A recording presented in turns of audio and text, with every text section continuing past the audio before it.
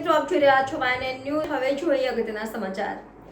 રાજકોટ અગ્નિકાંડ બાદ સફાળા જાગેલા વડોદરા સરકારી તંત્રે જે તે સમયે સંકલન રાખીને શહેરમાં ધમધમતા ગેમ ઝોન, એમ્યુઝમેન્ટ પાર્ક અને ફન પાર્કની તપાસ કરી હતી.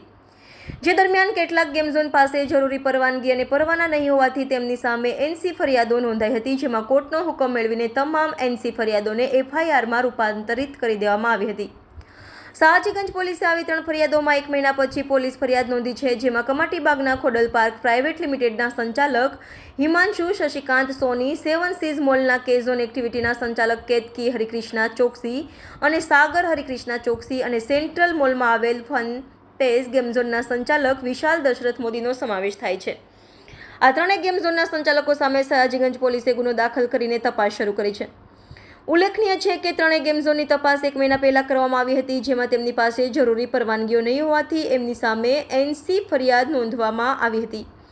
કમાટીબાગમાં ખોડલધામ પાર્ક પ્રાઇવેટ લિમિટેડના નામે ગેમ ઝોન ચલાવતા હિમાંશુ શશિકાંત સોની સામે શાહજીગંજ પોલીસે આજે ગુનો દાખલ કર્યો છે. પોલીસની એફઆઈઆરમાં સ્પષ્ટ ઉલ્લેખ છે કે કમાટીબાગના ગેમ ઝોન પાસે શહેર પોલીસ કમિશનર તરફથી આપવામાં આવતી પરવાનગી જ ન હતી. હવે પરવાનગી વિના કમાટીબાગ જેવા જાહેર સ્થળો ઉપર. Reporter Rahul Rajput, YNN news, Vadodara.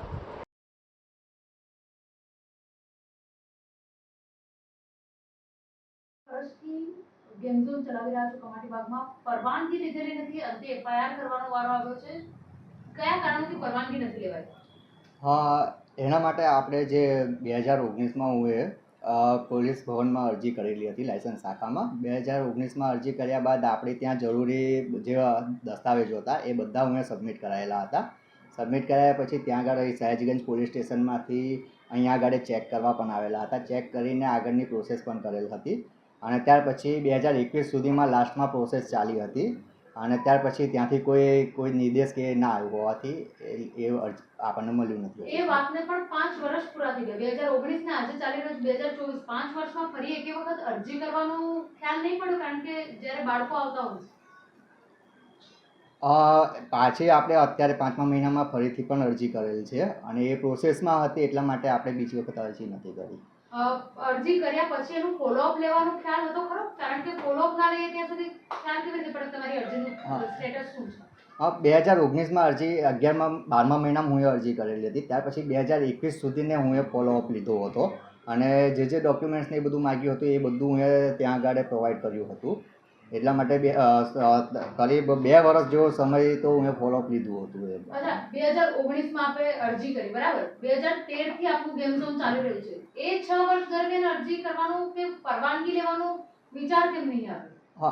એ વખતે એ પહેલાં બીજા મેનેજર હતા, એટલે એ વિશેનું મને બહુ ખ્યાલ નહીં. હું 17માં જ્યારે એનો ચાર્જ લીધો ત્યાર પછી મારા નોલેજમાં આવ્યું કે આ બાબતની આવી રીતના પોલીસ પરમિશન લેવાની હોય છે. તો 2019માં હું એના માટેની અરજી કરી હતી. હવે આપના વિરુદ્ધ એફઆઈઆર થઈ છે, આગળ તમે કઈ રીતે તમારી કાર્યવાહી કરશો, કેવી રીતે બચશો? હવે જોઈશું આગળ શું. અમારે ઉપર અમે વાત કરીશું, પછી ઉપરથી જે પ્રમાણે કહેશે એ પ્રમાણે અમે આગળ પ્રોસેસ કરીશું. Subscribe now and press the bell icon. Never miss an update.